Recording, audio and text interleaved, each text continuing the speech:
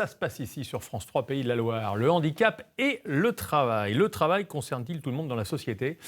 On peut se poser la question, même si le taux de chômage est relativement bas. Il est à 7,3 pour toute la population en France actuellement, alors qu'il était à plus de 10% il y a 10 ans. Eh bien, certains, néanmoins, restent parfois au bord du chemin, notamment, allez savoir pourquoi, des personnes handicapées. Alors que faire ? Eh bien, ce soir, il y a peut-être un début de solution. Bonsoir Anita Jaunet. Bonsoir. Vous êtes directrice de Up Intérim, une agence d'intérim pour personnes en situation de handicap qui existe depuis 2 ans. Nicolas Rondineau, bonsoir. Bonsoir. Vous êtes membre de l'APF. L'APF, c'est l'Association des paralysés de France, et vous êtes salarié de l'Université de Nantes. C'est quoi exactement Up Intérim ? J'ai dit une agence intérim pour les personnes en situation de handicap, mais c'est peut-être un petit peu réducteur. Non, c'est exactement ça en fait. Ce sont des agences qui accueillent uniquement des demandeurs d'emploi qui ont une reconnaissance en qualité de travailleur handicapé, ce qu'on appelle la RQTH. Très bien. Donc, si il y a 2 agences dans la région du Pays de la Loire, voilà. Une à Nantes, l'autre à Angers. C'est vous qui avez créé cette agence ? Oui, c'est ça. Avec 5 entreprises adaptées, on a créé un collectif. Et puis, on a créé ces 2 premières agences Up Intérim sur la région des Pays de la Loire. Pourquoi vous avez fait ça ? Vous êtes touché de près par le handicap ? En fait, je travaille dans la mise en emploi des personnes en situation de handicap depuis 25 ans. Et donc, quand le ministère a créé ce nouveau dispositif inclusif, je me suis dit que c'était vraiment une opportunité de partir vers ce nouvel horizon. Ouais. Et puis, ça ouvrait le champ des possibles également, puisqu'on est vraiment des agences généralistes.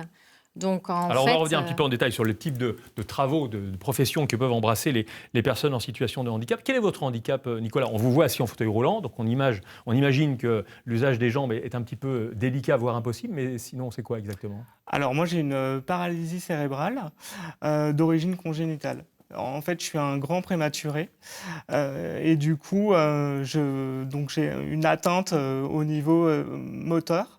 Et j'ai des problèmes de coordination de mes mouvements, entre autres, au niveau des quatre membres, les 2 jambes et les 2 bras. Aujourd'hui, vous êtes salarié de l'Université de Nantes. Concrètement, quel est votre travail, votre emploi ? Alors, je suis assistant administratif et financier au sein d'un service de l'université. Donc, c'est un travail tertiaire ? Oui, tout à fait. La plupart des gens qui travaillent en intérim et qui sont en situation de handicap ont un emploi tertiaire ?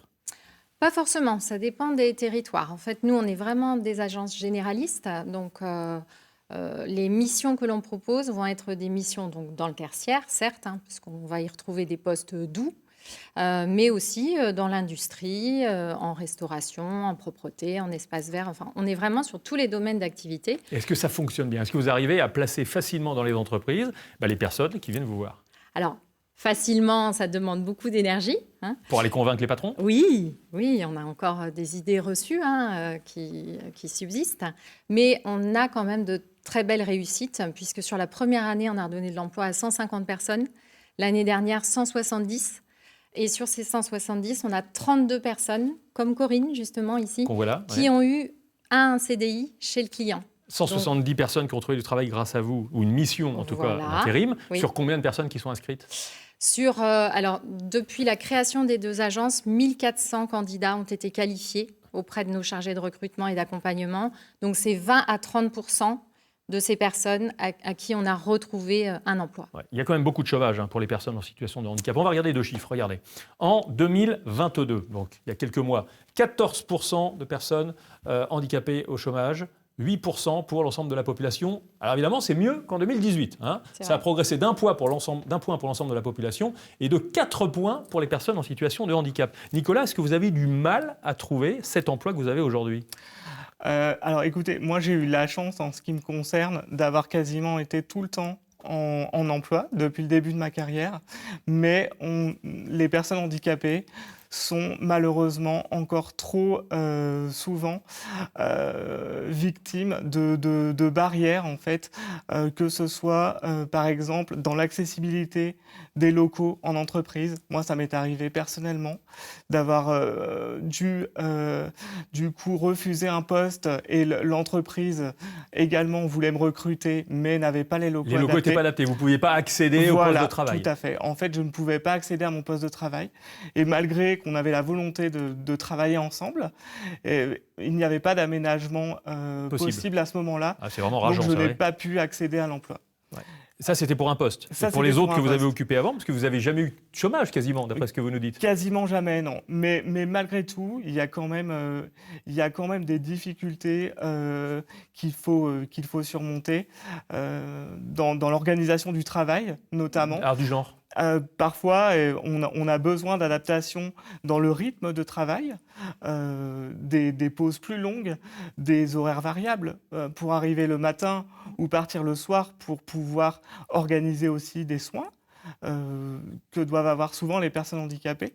Et ça, parfois, c'est difficile à faire comprendre aux employeurs et c'est difficile de coordonner tout ça. Qu'est-ce qu'ils vous disent quand vous leur parlez de ça?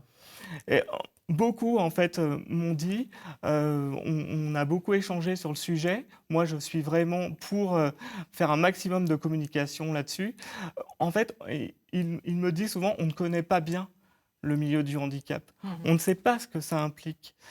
On ne connaît pas vraiment les problématiques quotidiennes des personnes handicapées. Et je pense que s'il y avait plus d'échanges entre le milieu de l'entreprise et le milieu du handicap, beaucoup de tabous seraient levés. Ouais. Et vous êtes là pour ça, parce que vous êtes salarié et en même temps membre de l'APF, l'Association des paralysés de France. Les freins, ils viennent de la société, Anita Jaunet, ou des chefs d'entreprise eux-mêmes qui se disent, comme vient de le dire Nicolas, il va falloir adapter le poste, ça va être compliqué, comment vont accepter les autres salariés, il va falloir aménager les horaires. Donc, évidemment, ça peut paraître pour certains insurmontable. Et ça peut peut-être aussi, de façon générale, régler facilement parfois. Oui. En fait, il faut faire la première expérience. Il faut que la première expérience, elle soit réussie. Donc nous, quand on perçoit d'un employeur d'intégrer une personne en situation de handicap avec Up Intérim, on se dit, bon, vraiment, il ne faut pas louper cette première mission. Donc, il faut vraiment qu'on place un candidat qui fasse très bonne impression. Et après, les portes, elles s'ouvrent. Et vous pouvez intégrer d'autres candidats. Donc, il faut avoir des salariés modèles qui vont donner en fait, l'impression au chef d'entreprise qu'il a fait le bon choix. Et du coup, après, ils vont en embaucher d'autres. Non, mais il ne faut surtout pas rester sur l'idée que forcément, ça ne va pas fonctionner, que ça va être trop compliqué. Non, faites l'expérience. Et puis voilà, encore un autre candidat ici qui a un emploi durable. Mais là, vous faites confiance aux chefs d'entreprise, c'est tout à votre honneur, parce qu'ils ont besoin de vous et vous avez besoin d'eux. Je vais vous montrer d'autres chiffres. Regardez, le taux d'emploi des personnes handicapées en 2021, les chiffres sont actualisés actuellement pour 2022. Alors voilà, ça c'est la palette suivante. Regardez, sachant qu'une entreprise de 20 salariés ou plus doit embaucher 6% de personnes en situation de handicap.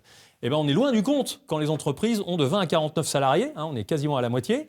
250 à 499, c'est un peu mieux. Et les entreprises de 2500 salariés et plus, c'est bon. Elles ont atteint les 6%. Voilà. Pourquoi il y a encore trop d'écart, là ? Eh bien, c'est parce qu'elles ne savent pas comment faire. Et c'est pour ça qu'il faut qu'elles s'adressent à Up Intérim. Et on va leur trouver des candidats. Parce qu'en fait, ça demande du temps, ça demande du réseau, ça demande une expertise aussi d'accompagner une personne en situation de handicap pour lui trouver vraiment... Il ne s'agit pas d'accepter quelqu'un, de le mettre dans son poste de travail. Et c'est pour ça que, justement, sur 10 candidats rencontrés, sur lesquels on va travailler les détails des recherches de la personne, on va trouver uniquement des missions pour 2 ou 3 personnes. Ouais, j'aimerais qu'on parle loge dans le détail. De la rémunération. Vous occupez un poste. Il y a peut-être d'autres postes occupés comme le vôtre par des valides. Est-ce que vous êtes payé au même salaire ? Ah oui, il n'y a pas de différence en fait au niveau... à compétence égale, salaire égal. À compétence égale, voilà, tout à fait. En tout cas, moi personnellement, dans mon expérience, je n'ai jamais eu... Tant mieux, parce qu'il y a déjà des différences parfois dans certaines entreprises entre les hommes et les femmes. Alors si en plus on rajoute des différences, là vous tenez à ça. Oui. Nicolas, c'est un exemple que vous mettez en avant. Oui, tout à fait. Et dans le travail temporaire, de toute façon, c'est obligé à poste égal, compétence égale, salaire égal. L'accueil par les collègues, comment ça se passe ? Alors moi, ça s'est toujours vraiment très bien passé. J'ai toujours été super bien accueilli. Il y a pas eu... Alors parfois, il y a des questions par rapport au handicap, parce que justement, les gens, peu de personnes sont confrontées au handicap au quotidien, et donc les gens, ils se posent des questions, c'est normal. Et des questions franches, directes, qui vous étonnent ou qui vous amusent des fois ? Qui m'amusent, oui, souvent. Qui m'étonnent, non, parce que moi, je suis très ouvert, en fait. Pour moi, il n'y a pas de tabou. C'est normal de se poser des questions, et c'est normal d'avoir besoin d'informations. Et en fait, on a ce temps un peu de découverte. Voilà, mais c'est que, comme tout à chacun, quand on arrive dans une entreprise, voilà, il faut se découvrir. Et ce temps d'échange, il est important parce que du coup, les gens parfois se font une image un peu erronée du handicap. Exactement. Ils ne connaissent pas, donc ils s'imaginent des choses qui sont loin de la vérité. Qui sont loin de la vérité. Est-ce qu'une personne handicapée peut tout faire, peut travailler dans n'importe quelle entreprise? Pas à tous les postes, mais dans n'importe quelle entreprise?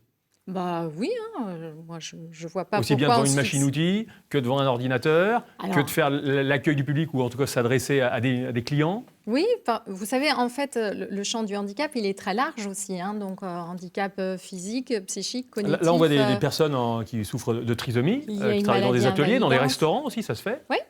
Donc c'est ouvert vraiment comme pour les valides. Tout est permis, tout est possible. Il faut essayer. Bon, on parlait des revenus à l'instant. J'aimerais aussi vous montrer un chiffre parce que l'allocation adulte handicapé a été revalorisée à l'automne dernier. Elle est aujourd'hui de 956,65 € par mois maximum. Elle peut être versée à vie et surtout, elle est déconjugalisée. Il y a eu un gros débat au Parlement à l'automne dernier à partir du 1er octobre prochain. C'est-à-dire que la personne handicapée qui touche cette somme, ce n'est pas en fonction des revenus de son conjoint ou de sa conjointe.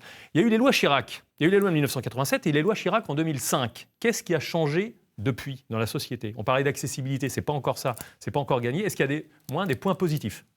Moi de mon point de vue, je vois une évolution positive des choses, mais il y a encore beaucoup de travail à faire et de chemin à parcourir, mais l'évolution est positive quand même globalement. Très bien, Nicolas Rondineau, salarié de l'Université de Nantes et membre de l'APF, l'Association des paralysés de France. Merci beaucoup. Merci beaucoup, Anita Jaunet, directrice de Up Intérim. Up Intérim, une agence qui trouve du travail, qui cherche surtout, on l'a compris, des chefs d'entreprise qui veulent accueillir des personnes en situation de handicap sur Angers et Nantes. Pour l'instant, il y aura d'autres agences ensuite. Merci à tous les deux. Très bon week-end. Merci à vous. La météo.